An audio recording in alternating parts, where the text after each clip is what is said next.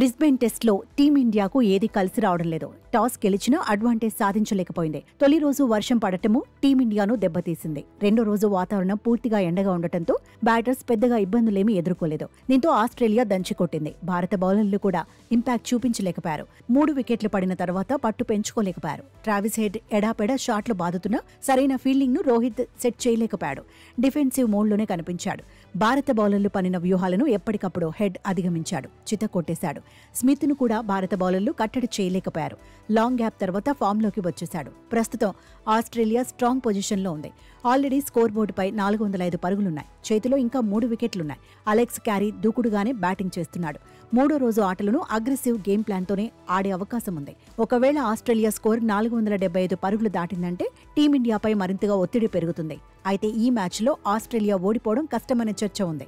ఎందుకంటే మ్యాచ్లో ఇప్పటికే 2 రోజుల ఆట ముగిసింది. ఇంకా 3 రోజుల ఆట ఉంటే ఆస్ట్రేలియా తొలి ఇన్నింగ్స్ కూడా ముగియలేదు. మ్యాచ్ డ్రా అయ్యే అవకాశాలే ఎక్కువ అని ఎక్స్పర్ట్స్ అభిప్రాయపడుతున్నారు. అయితే భారత బ్యాటర్స్ దూకుడుగా ఆడేందుకు ప్రయత్నించకూడదంటున్నారు. టెస్ట్ మ్యాచ్ను టెస్ట్ మ్యాచ్ లాగే ఆడాలంటున్నారు.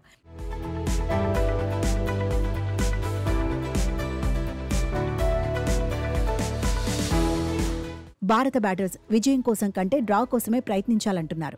ఒకవేళ అటాక్ చేస్తే ఫాలో ఆన్ ఆడినా ఆశ్చర్యపోనక్కర్లేదనే కామెంట్స్ వినిపిస్తున్నాయి. తొలి ఇన్నింగ్స్లో భారత్ భారీ స్కోర్ చేసి ఆసీస్ను రెండో ఇన్నింగ్స్లో చాలా తక్కువ స్కోర్కే అవుట్ చేస్తే తప్ప టీమిండియా గెలవలేదు. కానీ ప్రస్తుతం అంత సీన్ లేదని ఎక్స్పర్ట్స్ చెబుతున్నారు.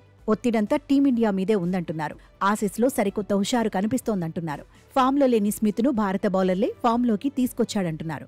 ట్రావిస్ హెడ్ను ఆపకపోవడము టీమిండియాను దెబ్బతీసిందంటున్నారు. పైగా 9 సంవత్సరాల తర్వాత సొంత దేశంలో ఆస్ట్రేలియా 400కు పైగా స్కోర్ చేసిందంటున్నారు.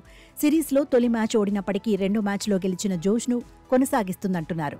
ఇప్పుడు ఆసీస్ను కట్టడి చేయడం అంత ఈజీ కాదని తేల్చి చెబుతున్నారు.